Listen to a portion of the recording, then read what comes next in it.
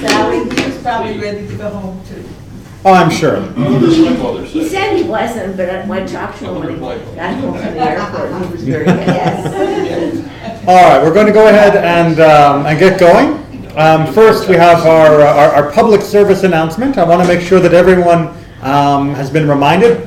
Hopefully, you got the emails. You also saw on the Shabbat handout. There is a rally this evening in support of Israel. That'll be held at the JCC down in Maitland. It'll be at 7 o'clock. And even though there has been a ceasefire in effect for almost a week now, thank goodness, we still need to come out to show our support for Israel, to make sure the community sees us showing support for Israel, and to see each other. Sometimes it can be easy to forget that there are many, many people who love Israel and want to support her. And getting together and seeing a room full of them, it's a nice way of reminding ourselves that we are in good company. So hope to see as many people there as possible. Again, that's at the JCC down in Maitland, 7 o'clock tonight. Did everyone have a nice Thanksgiving? Yes, wonderful. Yes, a wonderful Thanksgiving. I hope you had much to be thankful for, and I hope you gave proper thanks. Do you ever get something that makes you thankful and worried at the same time? Have you ever received one of those, what we call mixed blessings? A new baby. A new baby. Wonderful example. Not necessarily upset about the arrival of a child, but absolutely they can cause a great deal of anxiety, a great deal of worry. If it's the first child in particular, it can cause an awful lot of fear in new parents. Of okay, this is a wonderful blessing, but what do I do now? Any other mixed blessings, or a blessing that brings with it senses of fear or worry? Marriage. Driver's license, yours or children's? Both, absolutely. I heard marriage over here as well. Even as you stand under the chuppah and you are experiencing the wonderful blessings that you have, you maybe still are a little anxious about what's life going to be like after the chuppah, after you leave that time together. I think the wedding guests have that same feeling. The wedding guests? About the future and what these couples going to have to go through. I mean, because the wedding guests who have been married and who know what's coming, know what to expect. The life has so many ups and downs, and no matter how happy the couple is, and no matter how good they are, you know that a series of events can always transpire that will put stress on such a relationship. Well, we're going to look at a stressful relationship indeed in this week's parasha of Vayishlach. Vayetze was last week, which unfortunately we had to skip because of the holiday. Thank you, Thanksgiving. But we're into Vayishlach this week, and in Vayishlach we have at its heart a apparent reconciliation. Anyone want to catch us up on the backstory here? I guess I'll do it then. Okay. So all the way back in Parashat Toldot, those many, many years ago, at least as far as the Torah counts them, Jacob had to leave home and head back to find a wife. And why was he leaving home in such a hurry? Because of his brother Esau. He had deceived his father into giving him the blessing rather than his brother, and his brother, being a rather hot-headed man, had decided that he was going to extract his revenge in his brother's hide. So Jacob leaves, and on the way out, he receives this blessing from God that don't worry, I'll be with you, and he gets to his brother-in-law's, his uncle's home, Lavan's. And there he gets Rachel and Leah and their maidservants, has a whole bunch of kids, and goes back and forth wrestling with his father-in-law, trying to get his feet under him, so to speak, to fulfill all those blessings that God had made to him when he left. And then things get a little sour, and he leaves. He eventually makes a ceasefire with his father-in-law Lavan. I wouldn't really call it a peace, but it's a ceasefire. And in this week, he's now going to cross the border back into the land of Canaan, what will become called Israel as part of his own namesake. And he's going to meet Esau, his brother. Remember the guy that he left?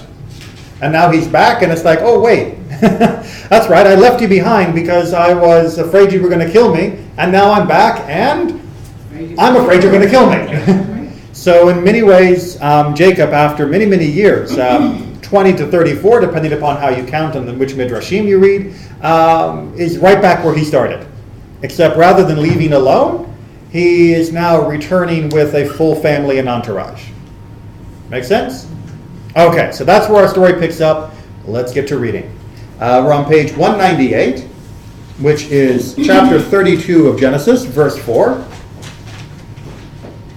You're volunteering to read for me? Yeah. Please. Jacob sent messengers ahead to his brother Esau in the land of South, the country of Edom, and instructed them as follows. Thus shall you say to my lord Esau, thus say your servant Jacob, I stay with Laban and remain until now. I have acquired cattle, asses, sheep, and male and female slaves, and I send this message to my lord in the hope of gaining your favor. The messengers returned to Jacob, saying, we came to your brother Esau. He himself is coming to meet you, and there are 400 men with him. Okay, pause. So he's getting ready to meet Esau, so he sends out messengers in advance and saying, I'm home, and I've got a bunch of people with me. And the messengers say, what's Esau coming with? 400 guys. What a nice, warm welcome. No, by your chuckles, I'm guessing that you're reading this as the way most people read it, which is for a brother to show up with 400 people, and the last words you heard from your brother is, I'm going to kill him. These 400 guys is probably the thing to make you worried. Yes? Yes. And indeed, we read in the very next verse. Jacob was greatly frightened, and in his anxiety he divided the people with him, and the flocks and the herds and the camels into 2 camps, thinking, if Esau comes to one camp and attacks it, the other camp may yet escape. Okay, we got the idea? Maybe? Got the visualization. He's got this camp full of people, and he says, well, I'll put one over here and one over here, and that way if Esau comes, he'll have to pick one to attack. And if he attacks this one, the other group can get away. And if he attacks that one, the other group can get away. He's hedging his bets. Making sense? Right? Very practical decision. Yes? Yes. Yeah. Okay. How many people do you think came back with Jacob? Well, we don't get an official count. You know, we know that we end up with 70 going down into the land of Egypt just a little while later. But that was only of the immediate family. We don't know how many other servants and such would have been attached to the entourage. So a couple hundred? Maybe a couple hundred, but he was doing well, but he clearly was not prepared to fight off 400 people that were traveling with Esau. So we can assume the number was somewhere below that. Any other questions, comments at this point? It's a number of cattle he gave away. He probably didn't give over half of them away. It would take a pretty good group of people to keep those under control. So I mean, if when he sends the gifts of cattle and sheep to Esau, it's a tactic to siphon off some of Esau's men to have to control the flocks. Yeah. It's like, here, hold this, and now I can fight because he's holding that. It's a very shrewd strategy. Perhaps we know that Jacob was a shrewd guy. Well, let's see how he continues his preparations mentally and spiritually. Then Jacob said, O God of my father Abraham and God of my father Isaac, O Lord, who said to me, return to your native land and I will deal bountifully with you.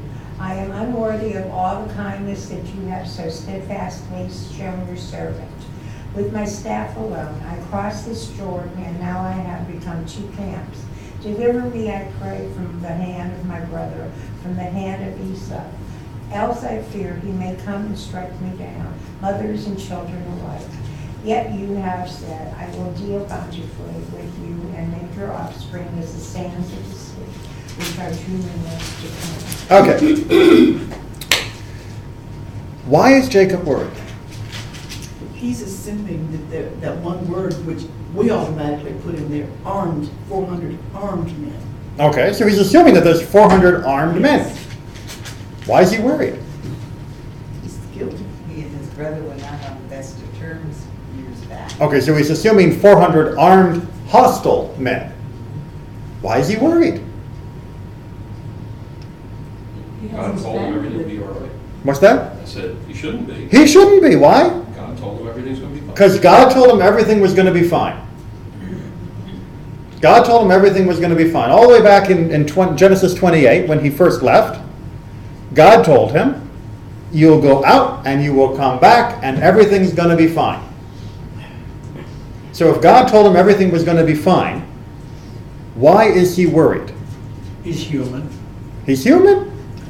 Well, yes, he's also one of the Avot. He's also one of the patriarchs. And we certainly, at least within Jewish interpretation, expect a little bit more from the patriarchs than mere humanity, although I agree with you that that's probably the simplest explanation. But it would seem, though, if we say that he's simply human, that his preparations show a distinct lack of faith, a distinct lack of trust in God's promise.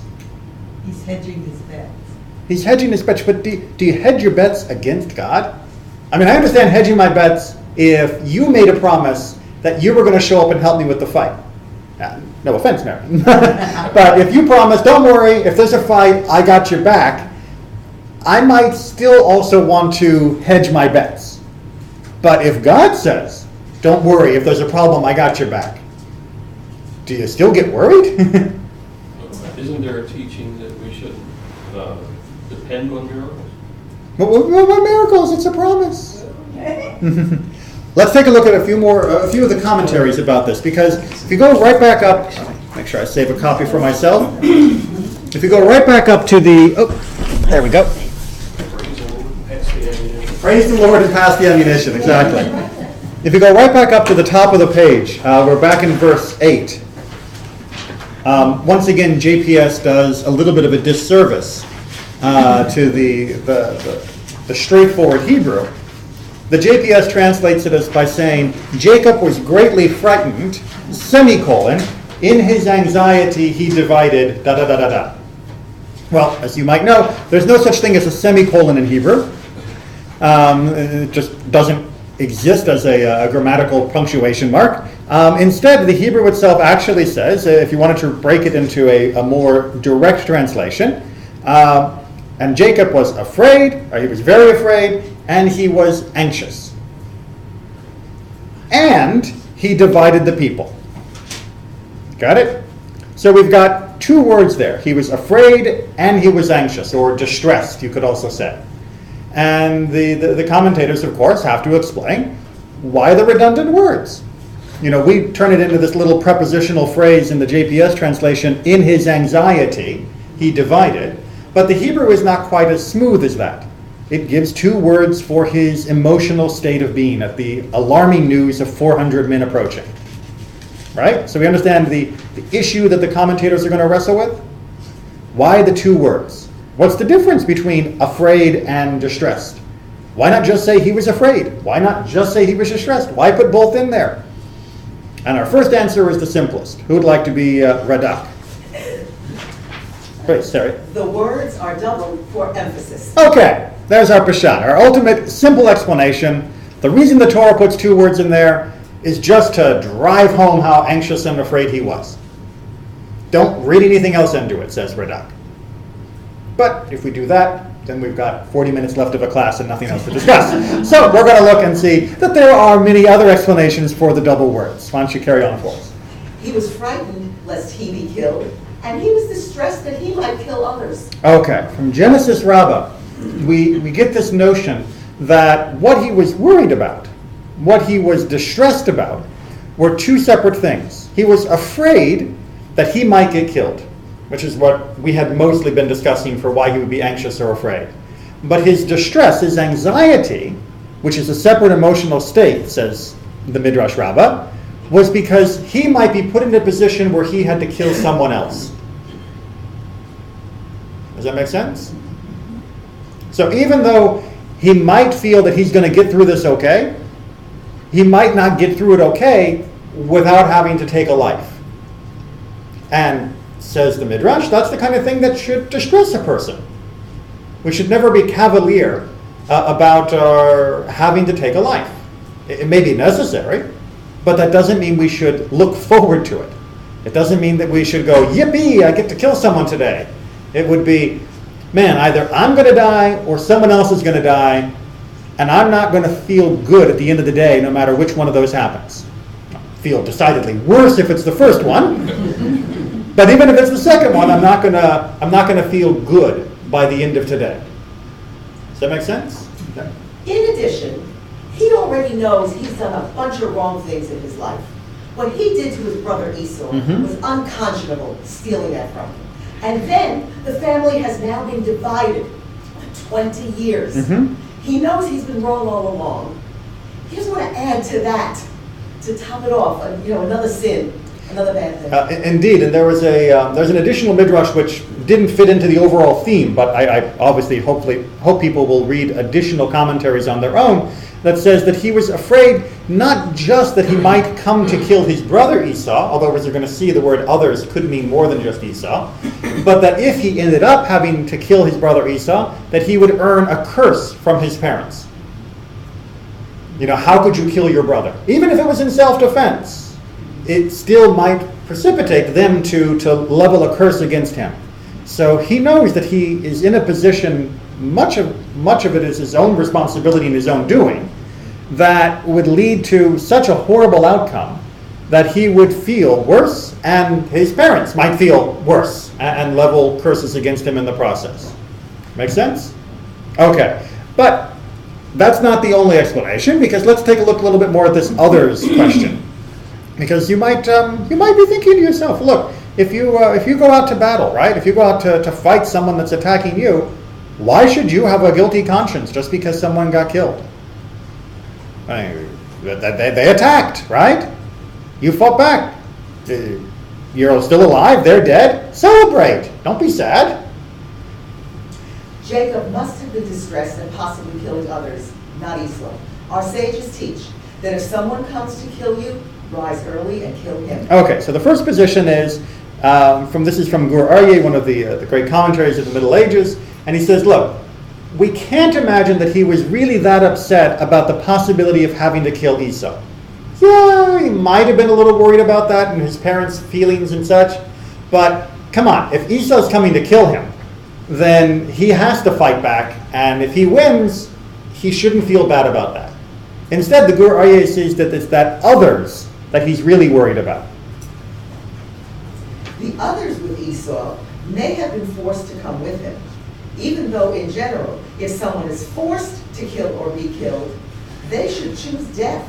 And therefore those coming with Esau had chosen incorrectly.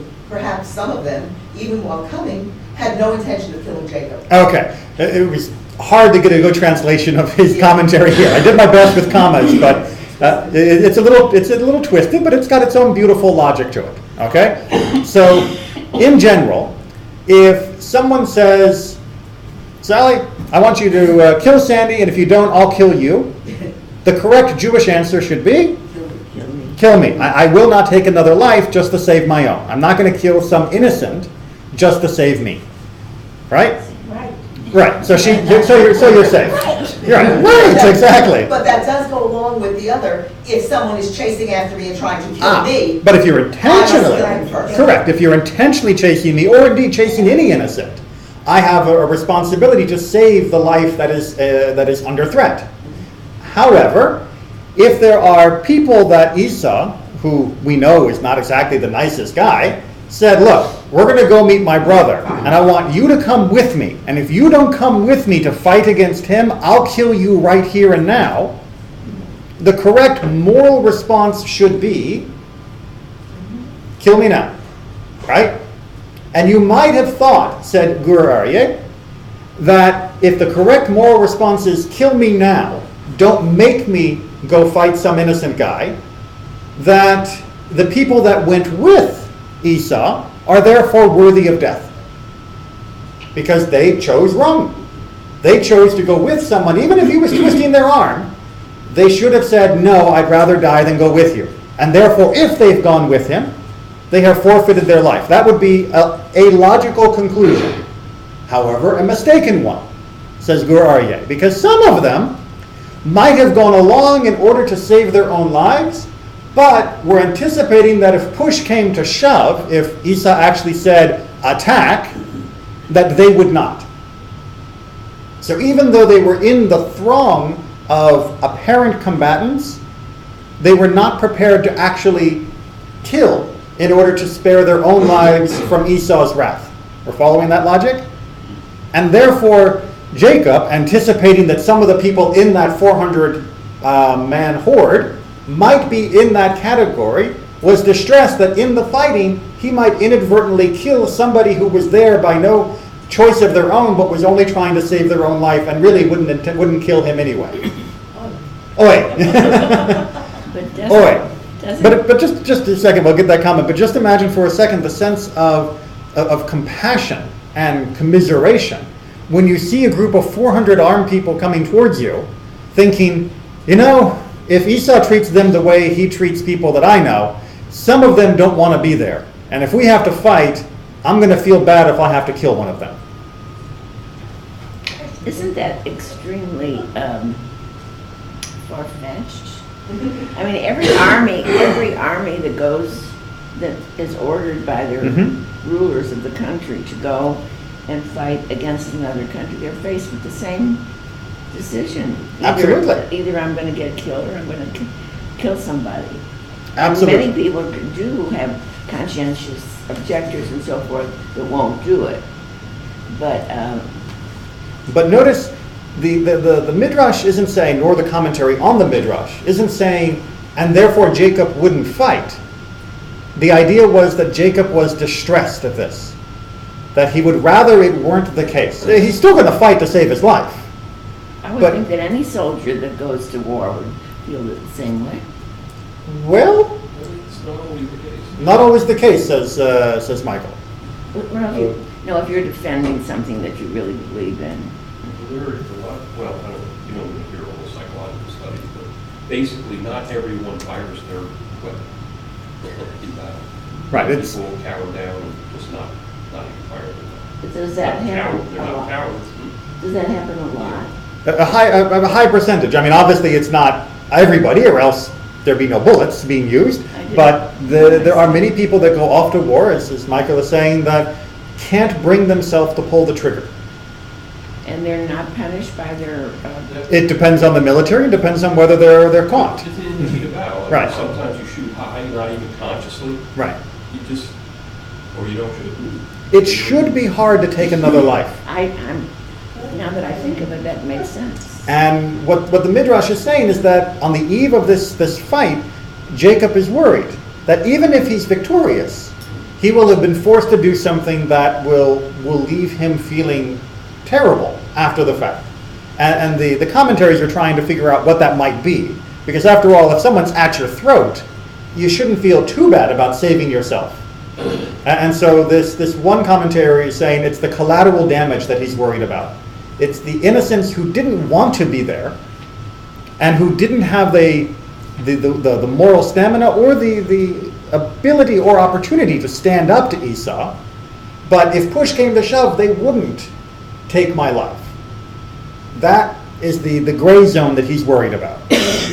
Got a couple questions or hands, comments?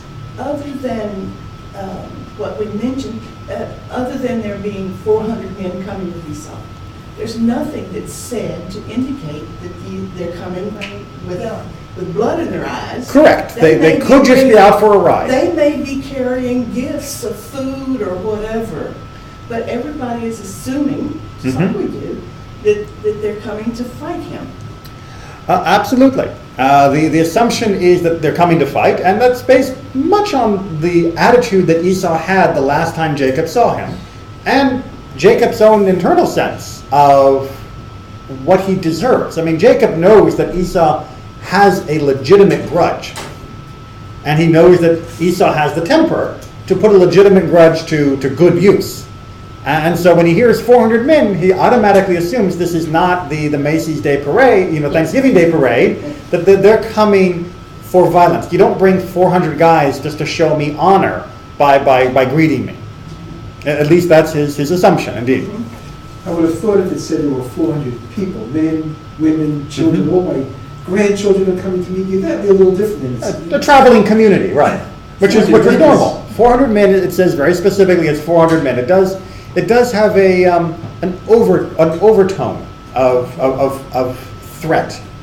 But you are absolutely vindicated in the Peshat, at least in the plain reading of the text, because when Esau and Jacob meet, Esau seems to be all lovey-dovey. He's like, what's with all the gifts and with all the preparations?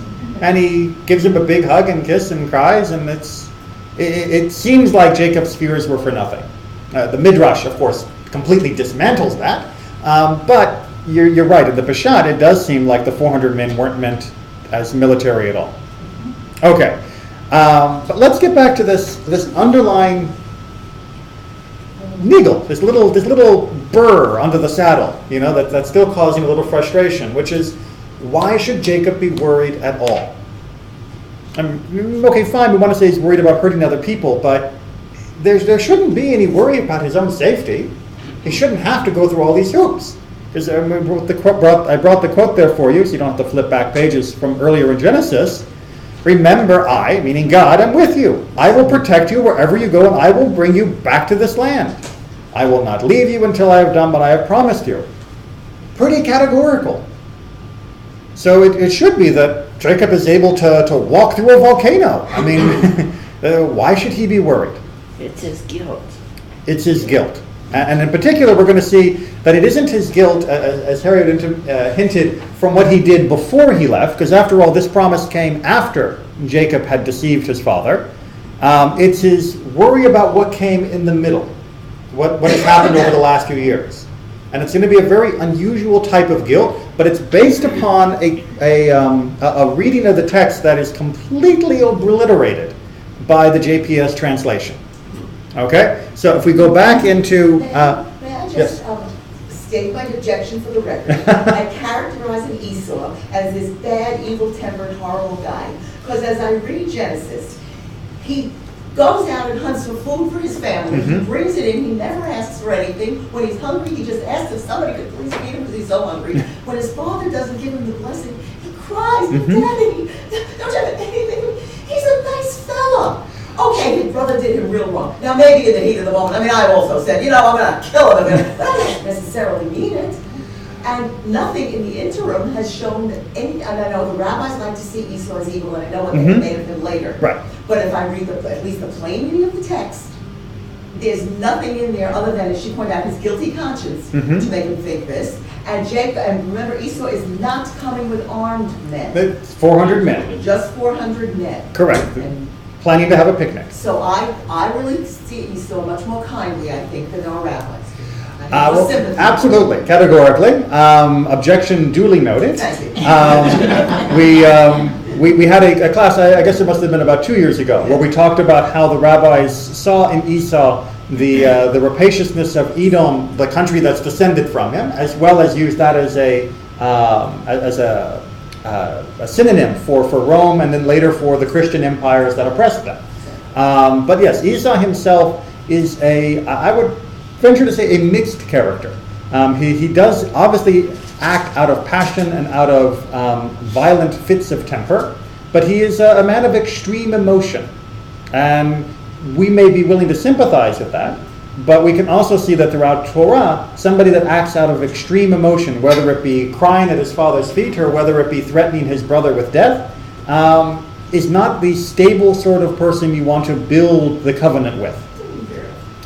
So I don't want to necessarily make him into a hero, but you're right, the Peshat is not nearly as negative as the Midrash, but the rabbis did have grounds for exploring that aspect of his personality. Okay, but let's get back to the Hebrew to see what JPS did wrong.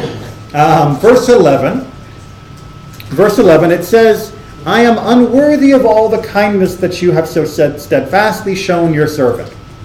The first word in verse 11 is the word that JPS is translating as I am unworthy. Katonti. We're back on 199. We're back on page 199, verse 11. Katonti. Anyone know what katonti means or what root word it might come from? Katon is small. Small. I am small. I am smallified. Might be a really, really ugly English version of that. I am smallified. Diminished from, thank you for reading ahead, from all of the chasidim, all of the goodness or fidelity that you have shown me, and from all of the truth. All of the, also, emet can mean a more faithfulness rather than necessarily truth in the truth or lie sense, that you have done for me. And our sages said, well, wait a minute, why this really weird word, katonti, that I have been made small?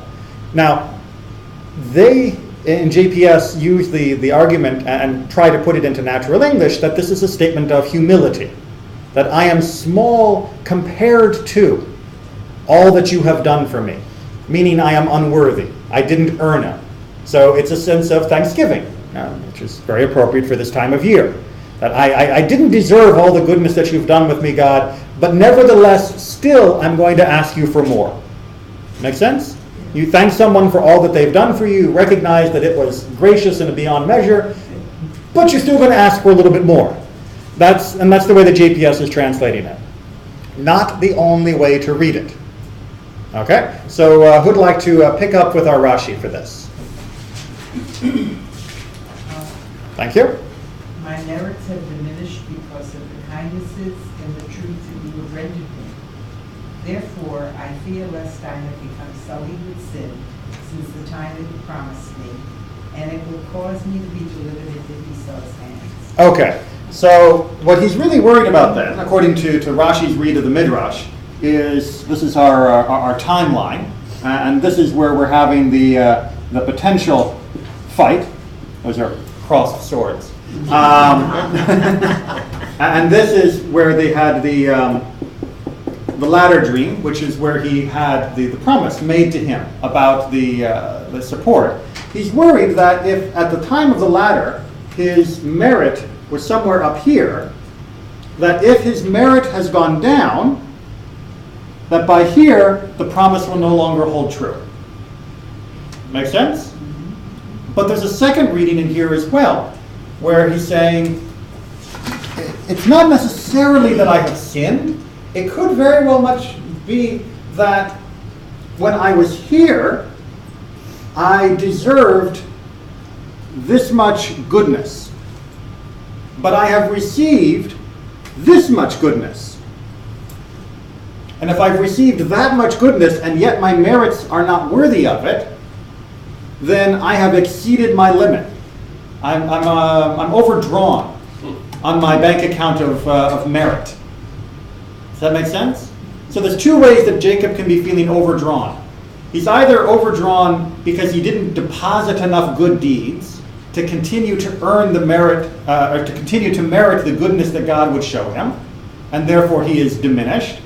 Or he may have maintained his level of goodness, but if God has overpaid him than what he deserved, then now when push comes to shove, there's nothing left in the bank. Now when he needs that extra bit to get through this battle, there may not be anything there. We're following that? Mm-hmm. Okay, so there's a question of, okay, fine, I've done 15 good mitzvot, and therefore God owes me 15 units worth of goodness, but if I've got 16 units worth of goodness, now I can't rely on anything extra for the next good mitzvah I do. Because God's already prepaid me more goodness than I deserved. We got this? So I can no longer rely on this miracle to be done in my name, or to be done on my behalf. How are we following this?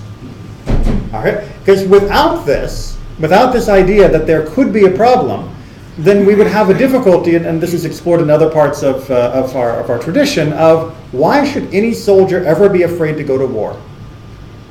Because after all, if he is righteous, God will protect him. Right? Right? Well, maybe he's not quite as righteous as he feels enough to earn protection in battle, or maybe God has been better to him than he deserved right now, or until this point, which means he's used up all his good luck, so to speak, when it comes time to go into battle. My grandmother, may she rest in peace, would never get on the back of a motorcycle once she became an adult, let's just say when she was about 18 or so, because she said she'd used up all of her luck as a child. Because when she was a teenager, she would ride down the freeways of Los Angeles, jumping from the one motorcycle to another. Oh my goodness. Yeah, this is my grandmother. So That kind of lady. she wasn't a grandmother then, to make sure we understand that. But she wouldn't. And when she had her first child, she was at a county fair, and there was a motorcycle stunt person there, and she said, "Does anyone want to go on the bike with me?" And she took her newborn son, handed him over to her friend that she was with, and got on the back of the bike and rode around the inside of one of those cages, where they're up along the inside doing loops and all of that. And by the time I came around, she said she wouldn't get on a motorcycle to save her life, because she knew that the second she got on one, she'd be smack into a brick wall, because there's no way she had any luck left. That tank was empty. She'd used it all up by being stupid as a youngster. And that's similar to the concerns that Jacob may be having here, or the concerns that any soldier might be having. No matter how righteous they feel, maybe there's not enough righteousness in the tank to make that bullet miss, to make the sword deviate. Real concern? I see that a totally different way. I see that we can never, ever deserve, no matter what we do, or how well we do it, or how righteously we live, we could never deserve what God is doing. It has done, and is doing, and will continue to do for us. All right, so a very different way of looking at it, and one that is explored in other parts of the of texts, is this is how much we deserve. Nada. And when we are born, God has already done this much for us by giving us life. And every single thing we do is helping us get out of that debt. And whether or not we can reach here, that's a matter of debate. There's certainly a sense with regards to our basic responsibilities, our basic duties, our basic obligations, that's the English word, that we can fulfill them. I have an obligation to say the tefillah, to say the prayers. Once I've said them, I have fulfilled that obligation. I have literally exited from my responsibility. I've paid off that debt. But whether you can pay off the total debt at any one time and actually have completely earned the goodness that God gave you just by being born is a much more contentious debate. But you're right. That is another way of looking at this issue of how much do I merit in order to have my life be spared. So let's go ahead and take a look at another response.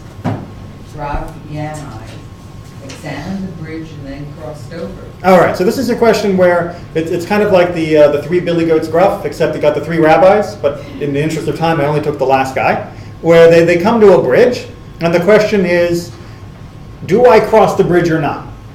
Is the bridge safe to cross? And this is before we have engineering schools. So you're looking at a bridge and you go, well, if I think it's safe, I'll cross. If I don't, I won't. That's what Yanai is saying. The other rabbis were trying to measure up the advisability of crossing the bridge depending upon the merit of who else was on the bridge. So for example, if there was an idolater on the bridge, one rabbi said he would never cross, because perhaps God would be angry with the idolater and smash the bridge, and I'd go with him. And the other guy said, well, actually, if there's an idolater on the bridge, I feel perfectly safe, because the angels of destruction can't hit two nations at once. And since I'm from Israel and he's from the idolatrous world, then we're safe. We're safe by being opposites. And Yanai came along with the practical application, which is, me? I check the bridge.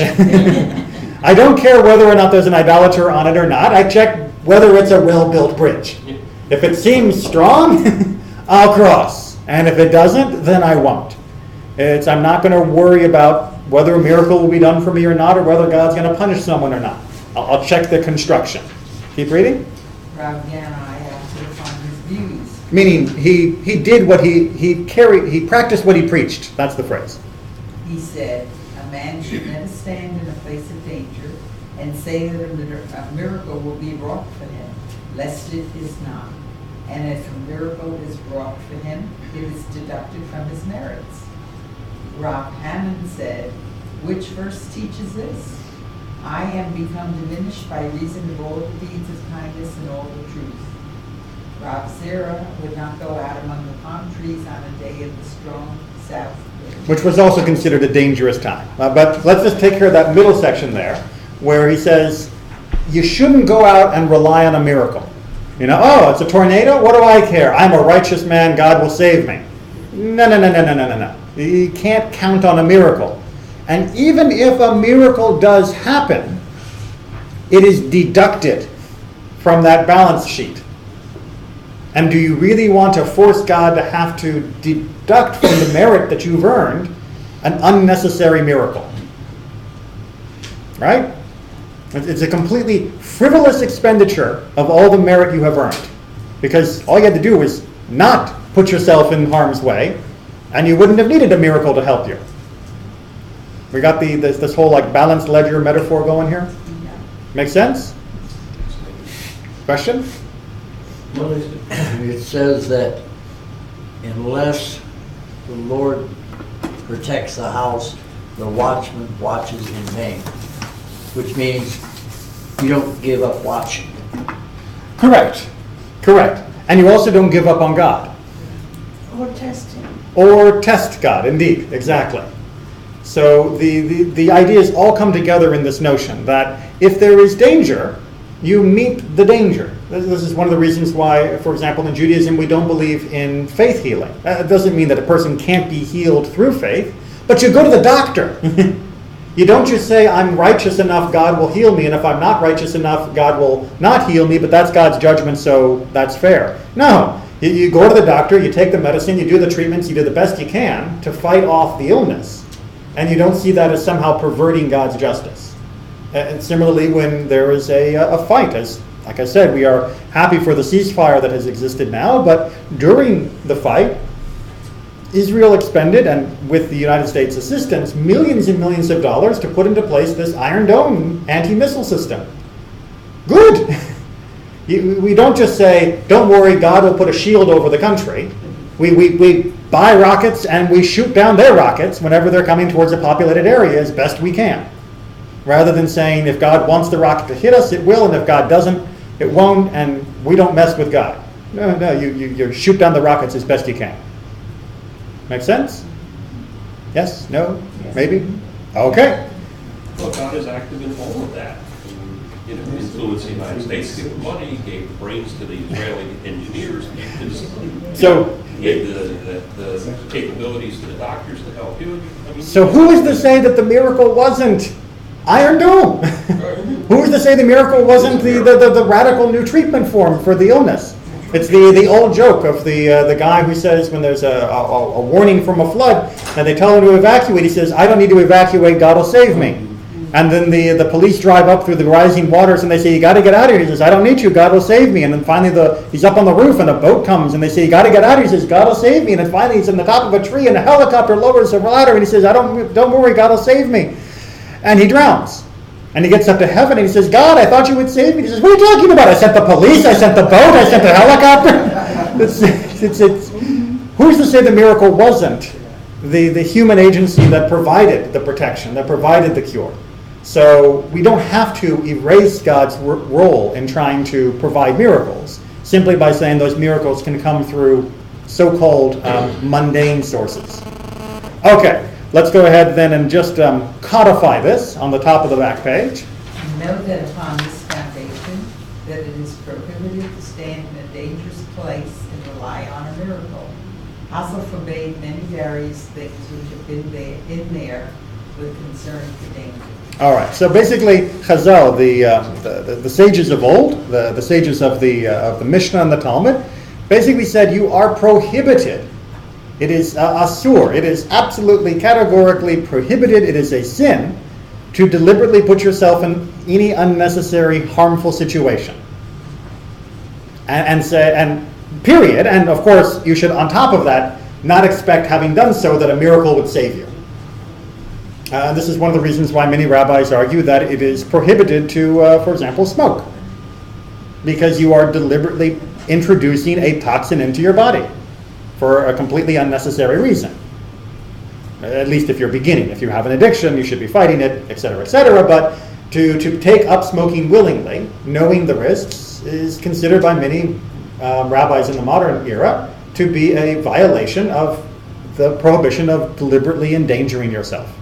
Does that also include, I don't know, jumping out of a plane with a parachute or bungee cords and stuff? There are those that do.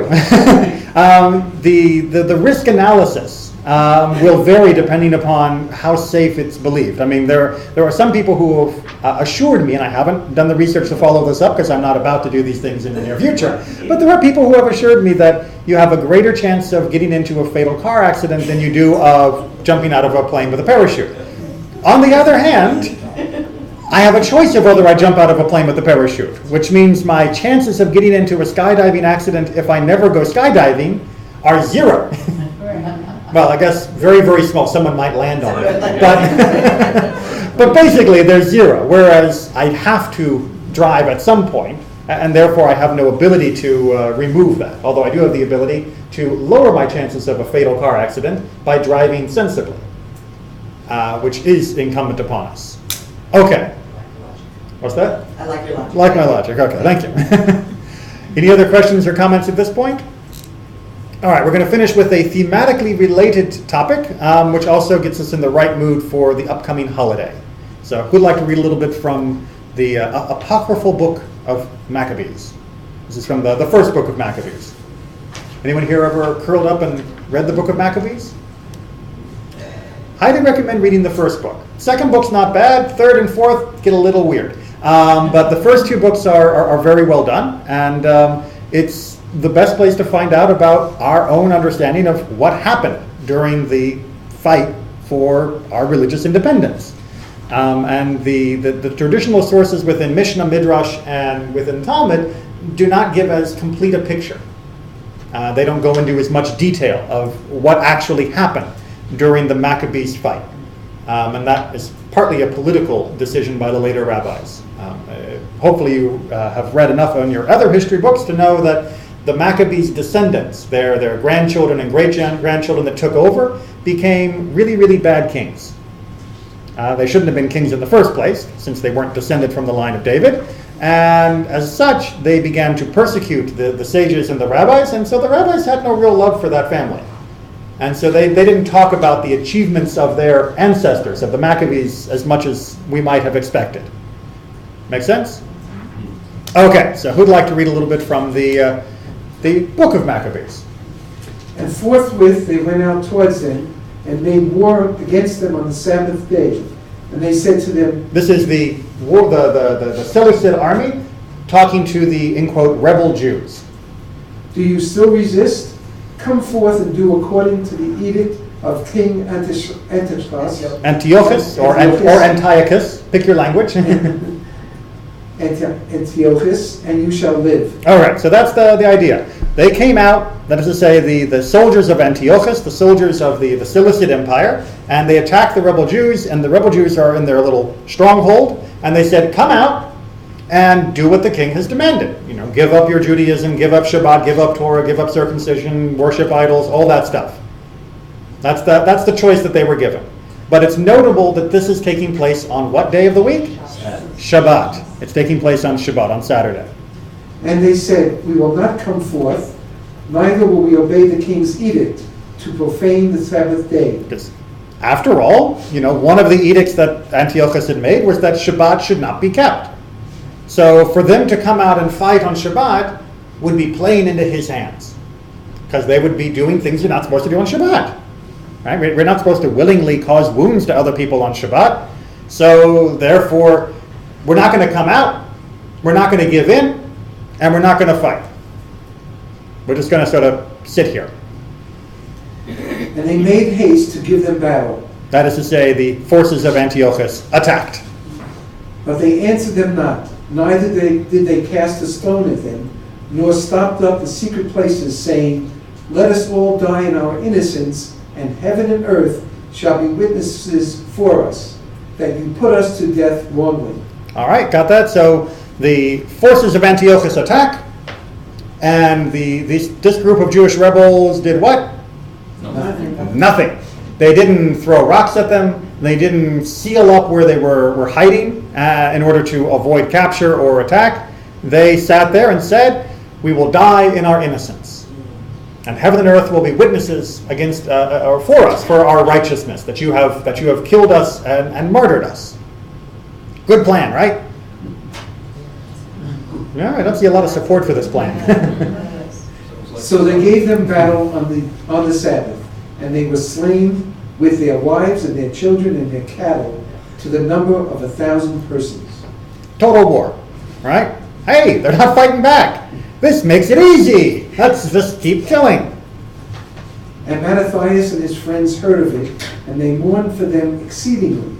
And every man said to his neighbor, if we shall all do as our brethren have done, and not fight against the heathens for our lives and our justifications, they will now quickly root us out of the earth. And they determined in that day, saying, whosoever shall come up against us to fight on the Sabbath day, we will fight against him, and we will not all die as our brethren that were slain in the secret places. Amen. That it's not enough to simply say, we are innocent, we are righteous, we are pure, and we'd rather die this way than fight back. No, if you attack us on Shabbat, we'll fight back on Shabbat. That doesn't mean we are going to do other things on Shabbat. We're not going to go get a haircut and that kind of thing. But if it's necessary to fight on Shabbat in order to live, we would rather fight, even though it means desecrating Shabbat, and live in order to prevent the ultimate victory of the Seleucid Empire, in order to prevent the armies of Antiochus from wiping us out. And what I find interesting about this is the Maccabees were the very ones who wanted to retain Jewish religion. Absolutely. So if they say fight on Shabbos, it really holds weight. If They were the traditionalists. They were the traditionalists. So Right. that's why if they say it, because if you have the secular Jews say, well, we better fight on Shabbos, we say, well, I just say, oh, sure, you're ready to dump all on Jewish Well, the religion. secular Jews were already in bed with Antiochus. That's right. They already were. They were the ones who had invited Antiochus to help them stop the traditionalists from stopping them Yes. from Hellenizing the land of Israel. So I mean, we have to remember that the fight that is described in the book of the Maccabees began really in its essence as a civil war, as Jew versus Jew.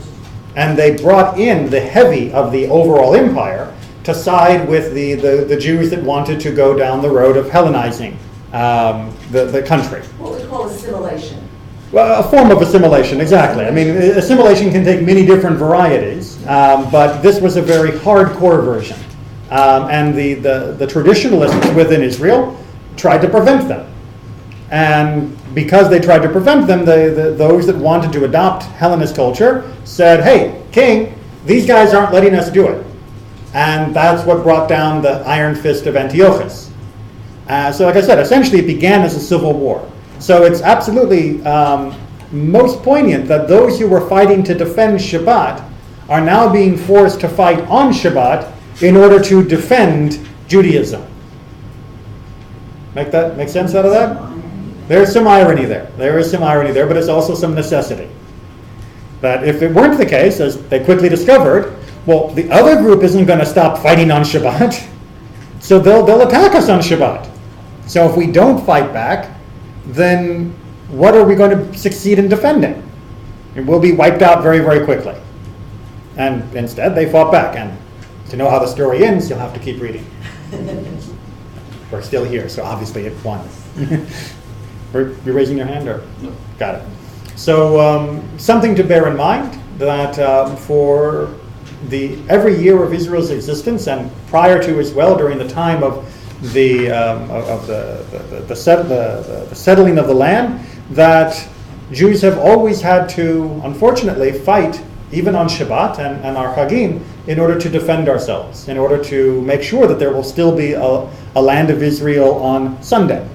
So when we've seen all the news reports of the fighting, remember that the soldiers who have to fire the rockets of Iron Dome, the soldiers who have to fly the helicopters and planes and carry the rifles, in defense of Judaism and the defense of a place where Jews can live freely, are often being forced not just to defend their own lives, not just to have to take a life, which, as we saw, Jacob was also distressed on, but they're also forced to, in many ways, have to violate the principles of Shabbat and aspects of Jewish law in order to maintain a place where we can live. And that's all the more reason that we should hope that there will be peace speedily in our days. So hopefully we'll see everybody there tonight as well for the rally. Take care, and if not, if I don't see you tonight, at least I'll see you on Shabbat. Take care. Thank you. Thank you, Dad.